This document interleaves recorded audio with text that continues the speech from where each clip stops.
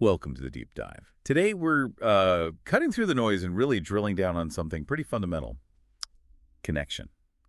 We are exploring how that huge unifying power of a national sports team, the Toronto Blue Jays, provides this surprisingly effective blueprint, a real playbook actually, for building strong, thriving communities right where you live. That's exactly our mission today. And the insights for this dive, they came from a conversation we had recently with Jason Kipfer. He's the founder and chair of the Locally Connected Community Hub. Jason spent a good amount of time really laying out the parallels, both structurally and psychologically, between rooting for that national team and fostering genuine local belonging. Right. And for you listening, we want to look past the obvious comparisons. We're asking, what are the actual actionable steps, the mechanics, you could say, that a really local group can borrow from that massive spirit a team like the Jays generates? Okay. A team that, like Jason said, can unite Canadians like almost nothing else. We're trying to translate that big national feeling into something tangible, neighborhood level impact. Yeah, it's about moving from just watching together to acting together. That sustained local effort. That's precisely what the Community Hub focuses on. Okay, so let's start with the hub itself, because its origin story, well, it kind of defines expectations, doesn't it? Usually a grassroots thing that's successful needs big money or some institution behind it. This started with almost nothing. It really does show the power of just a simple idea done well. Jason told us the Locally Connected Community Hub kicked off back in January 2017. And it was, believe it or not, just a single Facebook post on the local Eastbridge Neighborhood Association page in Waterloo. The goal was super modest. Just get a few neighbors together at a pub. That was it. That's such a low barrier, isn't it? No big commitment, just, hey, show up and connect. That simplicity, that must be part of the key to their success. Oh, absolutely. It's the foundation. Now, you fast forward to today, and that simple post, it's grown into the largest and fastest growing community catalyst across Southern Ontario. We're talking about a structure that now has 7 different chapters. It covers Kitchener-Waterloo, Cambridge, Guelph, Woolwich Township, Stratford, and even the Niagara region. Over 2,500 people are actively involved now. Wow, the scale is pretty remarkable. But beyond just the numbers, what's the core mission? What drives that kind of, exponential growth? The mission is really defined by its outcome. It's simple: help make the communities they operate in more inclusive, safe, and welcoming places to live, work, play, shop, the whole deal. And what's fascinating is how they do it. According to Jason, their strategy directly mirrors those unifying things you see in pro sports. Okay, which brings us right to our first big comparison: shared identity and belonging. The Blue Jays, they have this unique spot, right? Canada's only MLB team. That gives every Canadian, doesn't matter where you live, basically a single banner to get behind. It's like a ready-made, unified national identity. Precisely. And Jason argues the Community Hub pulls off that same unifying effect just locally. It creates and reinforces this shared identity built on local pride and being inclusive. It takes that sort of abstract idea of being a resident and makes it concrete, a shared thing. We're the people who show up for this place. But hold on, isn't it maybe easier to feel local pride in a small, defined place like Eastbridge, or maybe a small town, compared to a huge, sprawling city? How does the hub make that work as it scales up without losing that closeness? That's a really good point, a key challenge. The hub's playbook, it doesn't really rely on size. It relies more on ritual and accessibility. Think about those moments of collective joy, like when the Jays make a playoff run, you see strangers high-fiving on the street. You get those really powerful cross-generational moments. Everyone remembers Joe Carter's 93 homer, right? Or Jose Bautista's bat flip in 2015. Those are shared cultural explosions of joy. Okay, yeah, but how do you possibly replicate the emotional hit of a World Series walk-off home run? Yeah. But, with a local community group? Well, Jason explained the hub generates similar, maybe smaller scale, but still powerful and repeatable moments of connection. Not through sports wins, obviously, but through local stuff. Grassroots collaboration, meetups that lead to a shared good feeling, like a successful neighborhood cleanup drive, or maybe a packed community forum, or even just filling a pub for a good conversation about local issues. These events become these little micro rituals. They create shared joy, shared pride, and they reinforce that identity you just built. That makes sense. And that sustained effort, showing up again and again, that leads right into our second theme: resilience through togetherness. Pro sports are like a constant lesson in bouncing back, aren't they? You have winning streaks, losing slumps, injuries. They teach you that just sticking with it is maybe more important than being perfect all the time. Absolutely. And the hub, just like sports, teaches that community isn't about everyone always agreeing or everything running perfectly smoothly. It's about accepting setbacks. Yeah. Maybe a local event doesn't quite work out, or a business struggles, or even neighbors have disagreements. It's about still showing up for each other. That's Mhm. the core resilience. Jason really emphasized that the community hub actively supports local businesses and residents, especially during rough patches. They make sure that support structure is visible. It's like the difference between being a fair weather fan and a real supporter, right? Yeah. And the next parallel is maybe the most obvious one, inclusivity and diversity. I mean, you look at the Blue Jays roster, and it's this incredible picture of global multiculturalism, different backgrounds, different languages, all united by playing the game. And this is where the hub's approach becomes really crucial. Jason stressed they don't just talk about being inclusive, they design for it.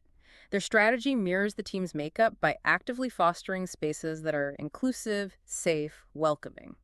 Places where everyone feels seen, feels valued, no matter their age, background, size of their business.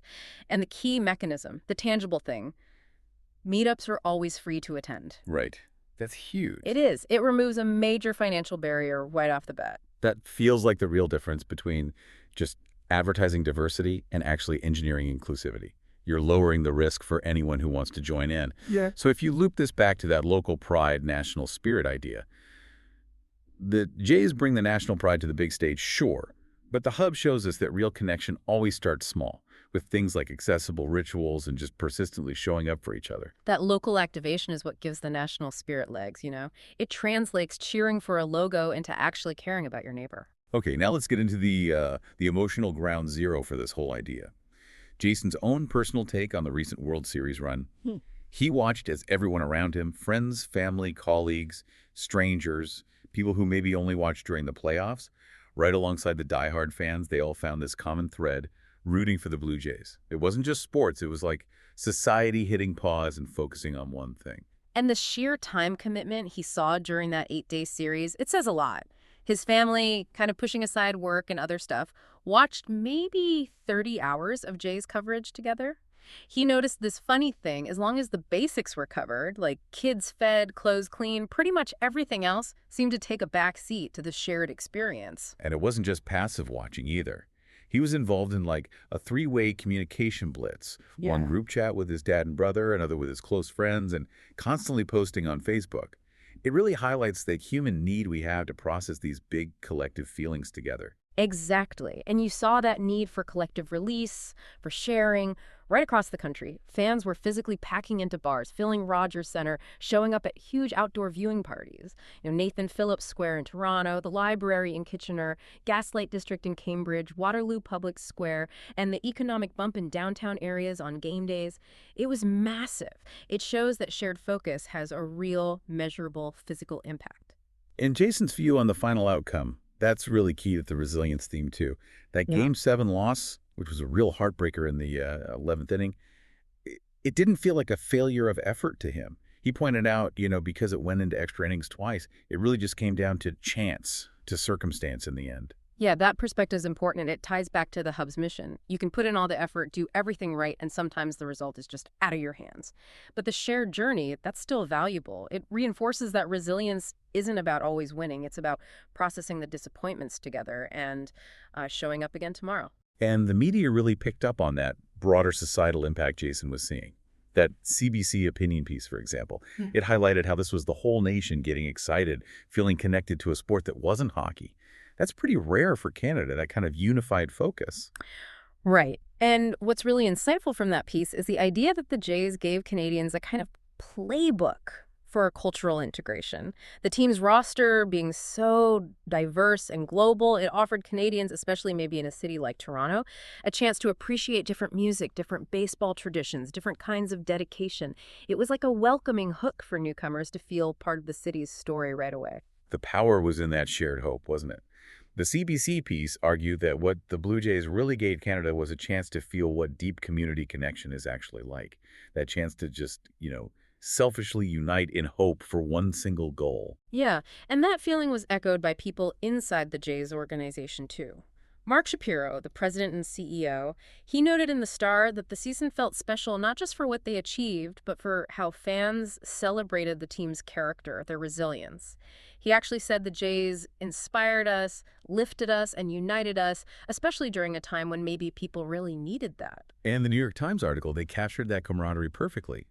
They nicknamed the underdogs the Blue Jays, which is kind of ironic, isn't it? Most of the players are American or Latin American, yet their united spirit, their character, it somehow projected this distinctly Canadian feeling, welcoming, persistent onto the whole country. It really speaks to the power of a shared purpose overcoming where you come from. And just to reinforce that national connection, the sources confirmed the Blue Jays make a point of contributing to communities all across Canada, not just focusing all their efforts on Toronto. Okay, so if we pull all this together, the incredible emotional energy of pro sports, it shows us the potential for deep shared connection and identity. An identity rooted in ritual and maybe even shared vulnerability. And the locally connected community hub, it shows us the playbook, how to translate that energy locally. One free meetup, one resilient handshake at a time. That's really the ultimate takeaway for you, the listener. Even though the intense excitement of the World Series fades, that spirit of community, it continues.